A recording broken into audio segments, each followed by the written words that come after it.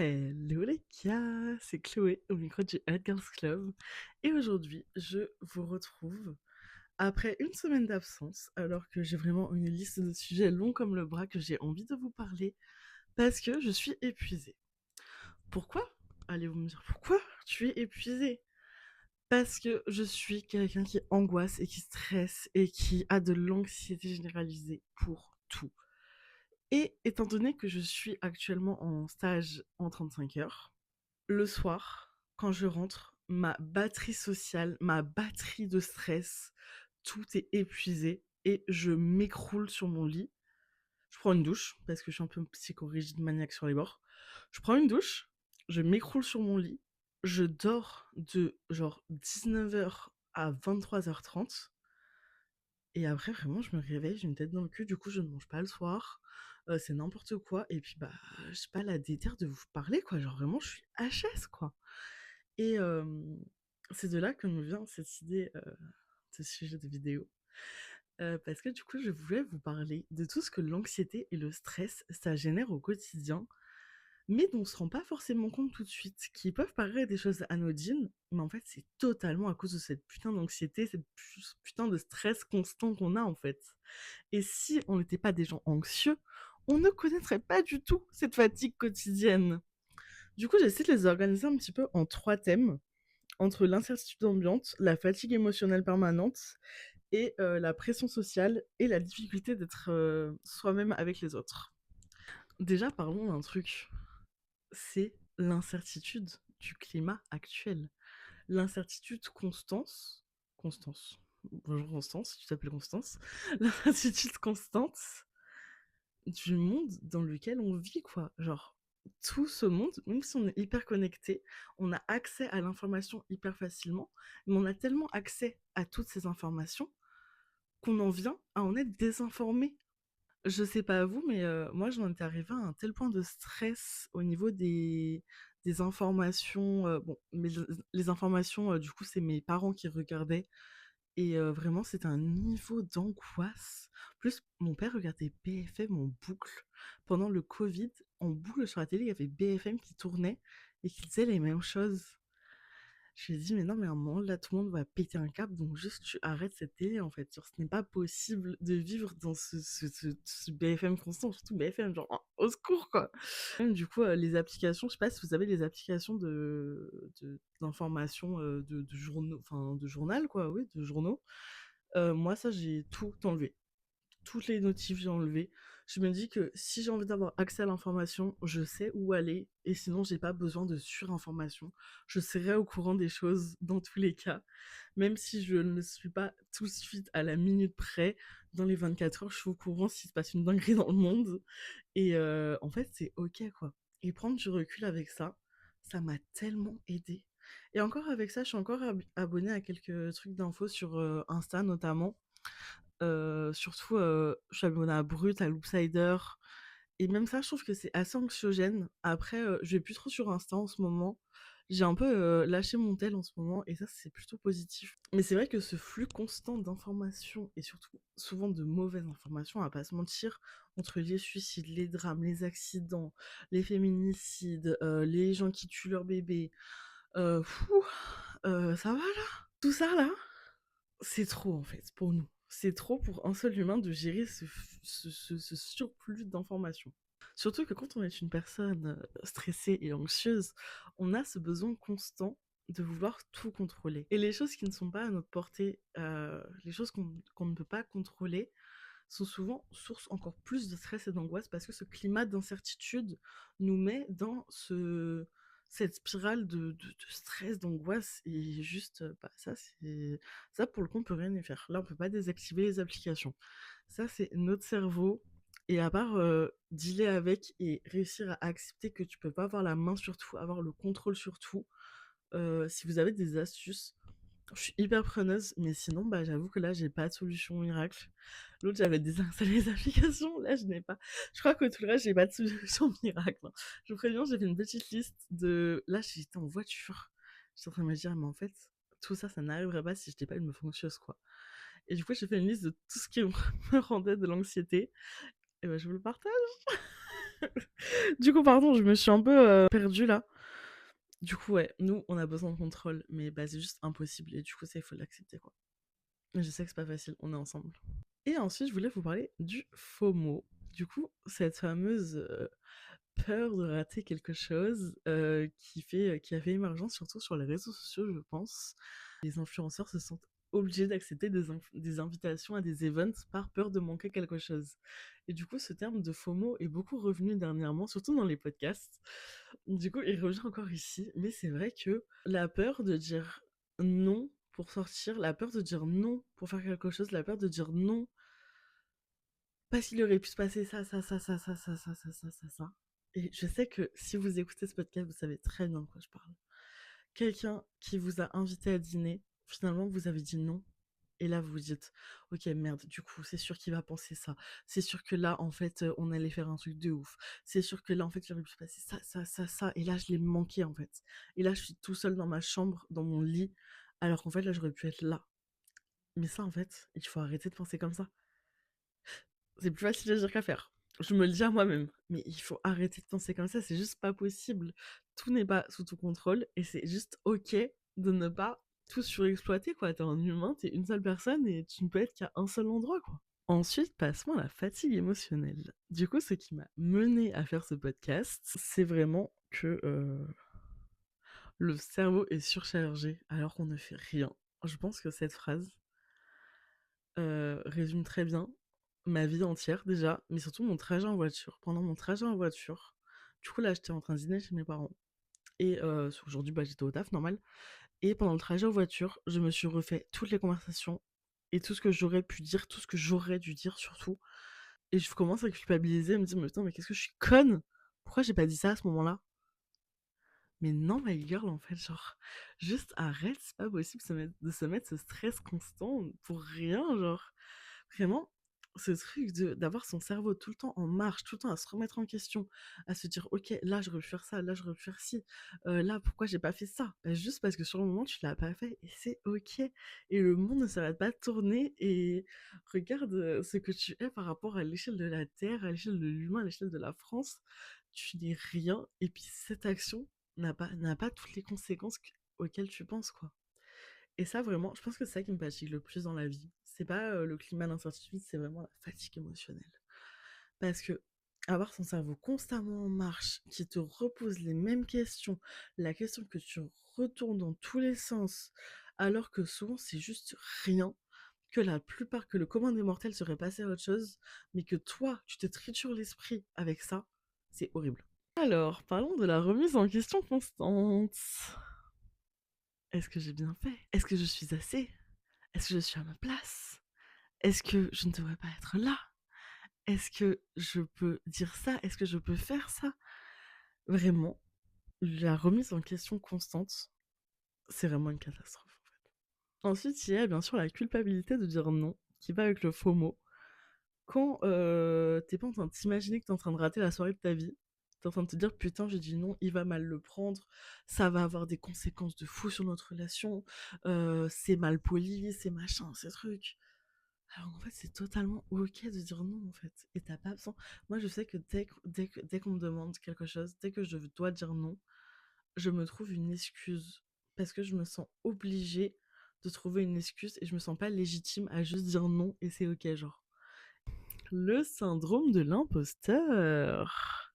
J'ai besoin d'en dire plus? Le syndrome de l'imposteur, tout le monde sait ce que c'est ou pas? C'est vraiment le sentiment de ne pas être à sa place et d'être trop mis en valeur par rapport aux autres. Et du coup, tu te sens pas légitime à être là. Le syndrome de l'imposteur, vraiment, ça peut m'arriver littéralement 3 fois dans la même journée. Alors qu'il y a des moments full confiance en soi, moment syndrome de l'imposteur, remise en question, full confiance, remise en question. Ça, c'est l'histoire de mes journées au travail, ok? Pour vous, pour vous illustrer le schéma émotionnel dans lequel je suis au travail, quoi. Vraiment, c'est une source d'angoisse. Comment on peut être autant angoissé? Comment tu peux autant te remettre en question? La dépression m'a quand même bien niqué ma confiance en moi. Mais avant, j'étais quelqu'un qui avait grave confiance en soi. Je rêve de retrouver cette confiance en moi que j'avais plus jeune et aussi cette liberté. En fait, avant, je n'étais pas quelqu'un d'anxieux, pas quelqu'un de stressé. Et du coup, je connais ce que c'est de ne pas se poser constamment des questions dans sa tête, de ne pas constamment se dire putain, j'aurais dû faire ça, j'aurais dû faire ça, de ne pas revivre toutes les situations 50 fois. Et c'était tellement paisible. Je veux retrouver ça. Ramenez-moi sans dépression, s'il vous plaît. Et moi, j'ai quelque chose qui me fatigue énormément aussi, c'est la charge mentale quotidienne. On parle souvent de charge mentale chez les femmes quand elles sont en couple, enfin, par rapport à un homme, quoi. Par rapport à son mari, à son mec, au père de ses enfants et tout. Et aussi par rapport à ses enfants. Mais la charge mentale, c'est aussi quand t'es seule, en fait. Parce que pour moi, juste devoir me lever le matin, premièrement, mais devoir faire un choix de tenue, c'est une charge mentale. Genre, faire un choix de tenue. Pourtant, j'ai pas 36 000 choix. Mais faire un choix de tenue, ça me pollue, ça m'angoisse. Et pour peu qu'il y ait un événement un peu exceptionnel, mais je peux passer des heures assis sur mon lit à être. Vous savez le truc quand vous sortez de votre douche et que vous êtes bloqué parce que vous savez pas quoi faire? Bah ça peut être moi le matin pendant 2 heures. Sans raison valable. Sans raison tout court en fait, même pas valable. Valable ou pas, sans raison. C'est grave. Je me gratte, ça m'en fait de l'eczéma tellement genre ça me stresse parce qu'en fait, de le mettre sur papier, de l'avoir écrit et en plus de vous le dire à vous, de le sortir, de l'extérioriser, de le verbaliser aussi, bah, je me rends compte à quel point c'est grave et c'est polluant et c'est toxique. J'ai une relation toxique avec moi-même, je suis toxique pour moi. J'ai pas besoin de mec, c'est bon, je suis toxique avec moi-même, tout va bien. Non mais c'est hoche quand même. A contrario, c'est bizarre parce que pour autant, je suis pas quelqu'un qui aime planifier les choses. Parce que j'aime le last minute. J'aime qu'on me dise à 20 h, on va boire un verre, ok, let's go. Peut-être que justement, c'est du coup comme ça, j'ai pas besoin de planifier, j'ai pas besoin d'anticiper, ça va pas me faire stresser. Et du coup, vu que c'est spontané, bah c'est ok. Alors que si on me propose de boire un verre une semaine avant, je sais que dans une semaine, je vais boire un verre. Et là, ça va me stresser et m'angoisser. Je vais dire comment je m'habille, comment j'y vais, comment machin, comment truc, qu'est-ce que je vais dire. Oh, moi, j'ai ça aussi. Qu'est-ce que je vais dire? Je ne sais pas pourquoi, je ne sais pas d'où ça sort. Mais le qu'est-ce que je vais dire?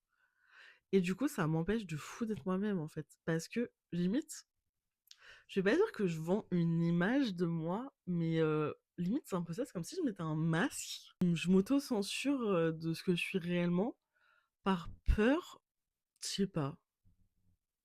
Je sais pas par peur de quoi, parce qu'en plus, je suis assez franche et tout. Je sais pas. Je sais pas c'est quoi mon problème. Est-ce que c'est juste l'anxiété, le stress, la dépression? Ou c'est moi? Je sais pas. Remise en question constante. Voilà, allez. Exemple, là, comme ça. Hop, allez, hop. Et du coup, la fatigue émotionnelle, ça s'appelle pas fatigue émotionnelle pour rien. C'est parce que vraiment, ça te fatigue. Du coup, je prends un traitement d'anxiolytique et d'antidépresseur qui, en plus, fatigue. Mais genre, vraiment, mais moi, je suis KO, quoi. Comme je vous dis, là, je rentre du travail, je dois faire des siestes de 19, pendant 4 heures, quoi. Parce que vraiment, je suis exténuée et je ne tiens pas. Bah, en plus, du coup, ça me fait avoir une mauvaise hygiène de vie parce que, bah, du coup, je me réveille à minuit, je fais quoi? Je vais pas me forcer à manger alors que j'ai pas faim. Je vois personne. Enfin, je sais pas, c'est pas simple. Je sais pas comment gérer ça, genre. Parce que du coup, j'ai repris le taf il y a que 2 semaines. Et du coup, ça fait 2 semaines, ouais, que je fais des siestes entre 2 et 4 heures le soir en rentrant. Je sais pas comment gérer ça, je sais pas comment faire avec. Si vous avez des conseils, franchement, je suis preneuse de ouf. Et passons à la dernière partie, la pression sociale et la relation avec les autres. Être en lien avec les autres est une source de stress constant. Qu'est-ce que je dis? Comment je le dis? Attention, ne dis pas de bêtises. Attention, ne dis pas ci. Attention, ne dis pas ça. Attention, ne te tiens pas comme ça. Et pourtant, je n'en ai rien à foutre du regard des autres. C'est ça qui est le plus ouf. Enfin, je pense physiquement, peut-être pas mentalement, mais physiquement, je n'ai rien à foutre de ce que les gens pensent. J'ai mes idées arrêtées, et je les maintiens. Et même si ça plaît pas à l'autre, je vais pas adapter mon discours à cause de l'autre. Mais du coup, ce truc de vouloir faire genre bonne figure quand je connais pas, ça c'est vrai par contre. La semaine dernière, j'étais invitée à aller boire un verre avec mes collègues. J'y suis pas allée. Je sais pas si je vous ai déjà dit sur le podcast ou pas, mais du coup, j'ai fait un Erasmus à Malaga qui m'a un peu ouverte quand même, on va pas se mentir. Avant, c'était pire. Il y avait des paellas gratuites tous les lundis et c'était un peu un rendez-vous Erasmus, genre pour apprendre à se connaître.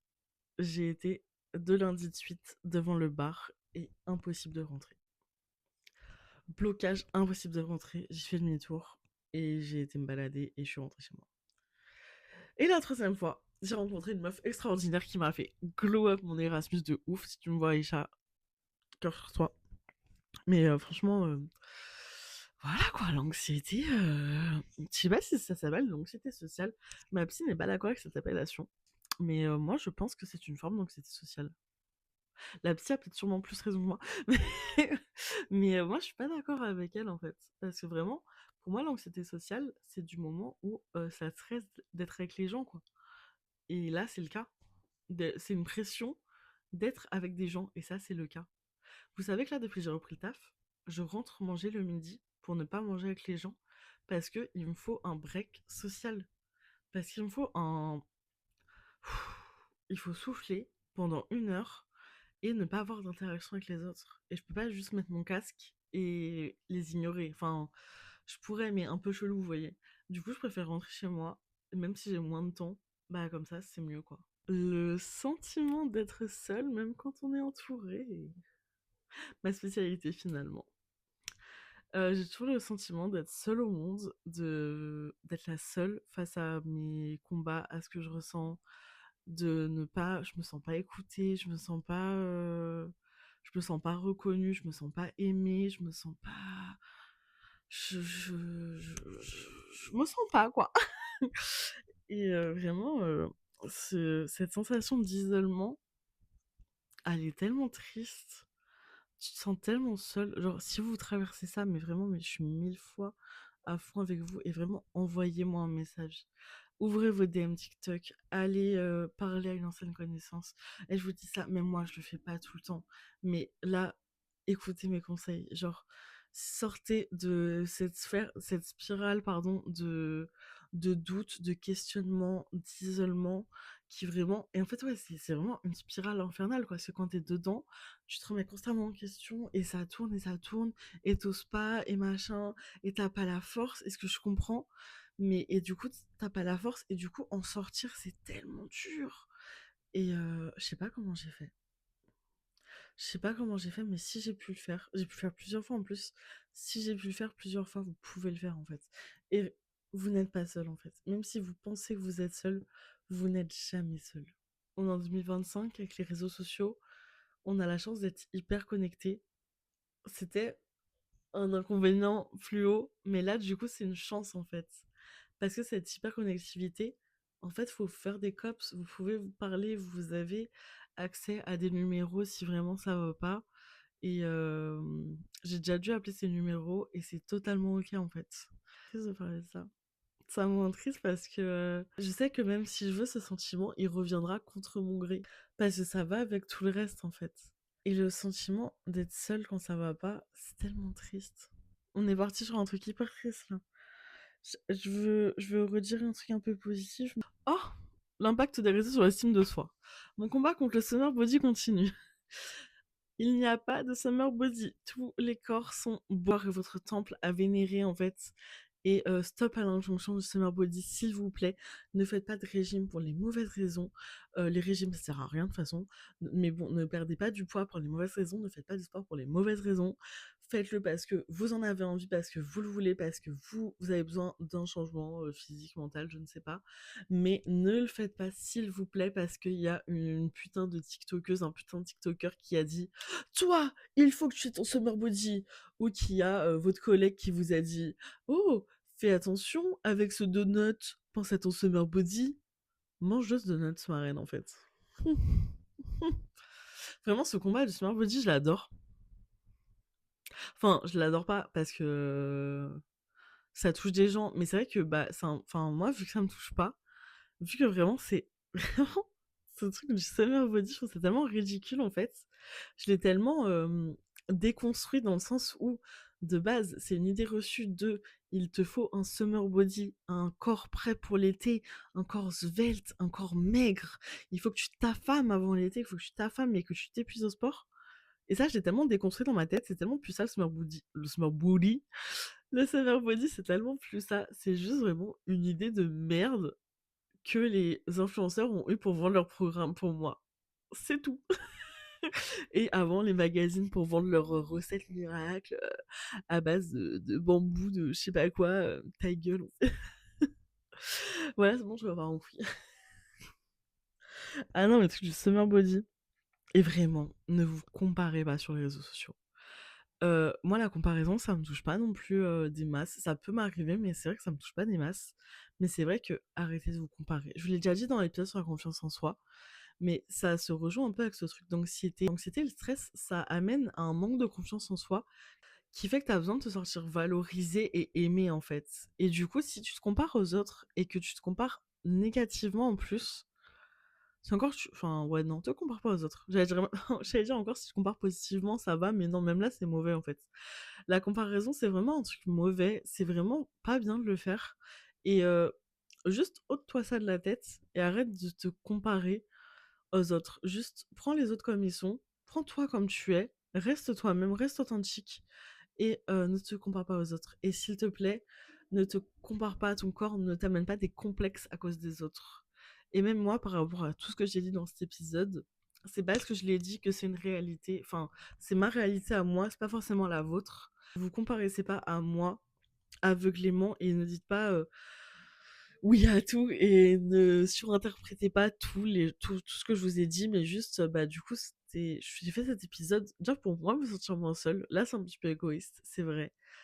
Mais l'épisode sur la confiance en soi a tellement parlé à plein de girls qui m'ont écouté que je me suis dit que je devais en faire un sur tout ce que l'anxiété amène et la dépression aussi.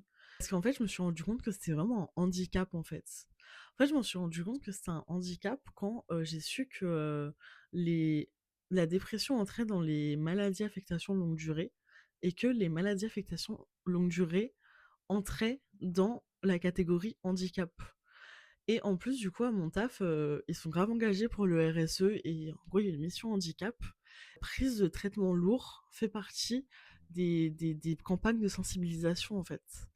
Et aujourd'hui, j'ai eu rendez-vous avec la RH qui m'a vraiment grave écoutée et qui m'a adapté mon emploi du temps. Du coup, maintenant, je vais être en télétravail le vendredi et comme ça, je n'aurai plus cette pression de brouhaha constant et plus besoin de sociabiliser à mort le vendredi. Comme ça me fait un vrai break. En plus, bah, il y a tous les ponts de mai. Du coup, bah, vraiment, enfin, bah, les ponts, du coup, je les fais pas, mais je travaille. Mais au moins, comme ça, bah, ça me fait 4 jours où j'ai pas besoin de m'habiller forcément. J'ai pas besoin de sourire, de dire bonjour à tout le monde, d'avoir le salut, ça va, la machine à café. En plus, bah, je suis en communication. Du coup, c'est un peu contradictoire, j'avoue. Je me suis grave remise en question aussi par rapport à ça de est-ce que vraiment j'avais ma place en communication? Parce que la meuf de communication qui n'ose pas aller dire bonjour et pour qui c'est un supplice d'aller à une soirée ou un événement, j'ai grave remise en question. Mais je pense vraiment que c'est qu'une phase et que c'est ok et que ça prendra le temps qu'il faudra et que pour l'instant je suis pas prête.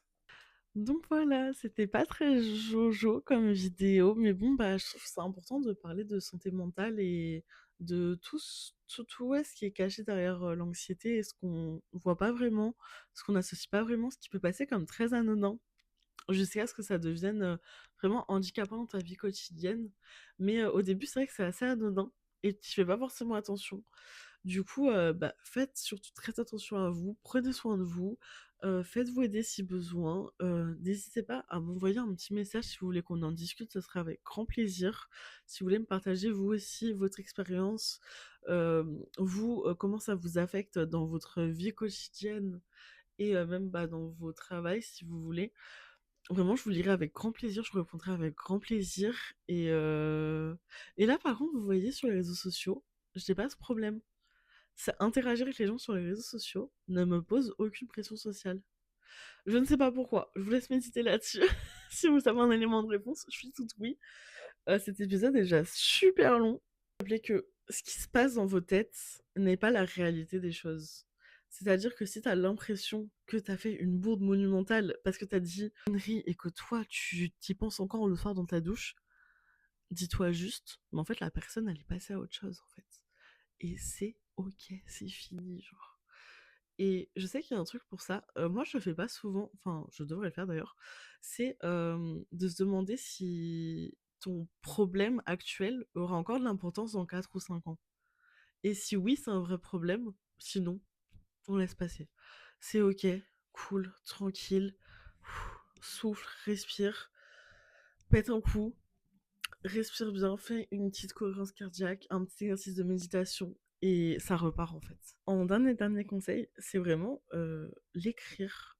Moi vraiment, j'ai trouvé un côté très libérateur dans l'écriture. Et là, d'avoir écrit tout ce que je ressentais, ça m'a un peu libérée d'un poids. Plus là, de l'avoir verbalisé, de le poster et tout, vraiment, je trouve... Enfin, vraiment, écrivez vos pensées, écrivez ce que vous ressentez et genre, ça change tout.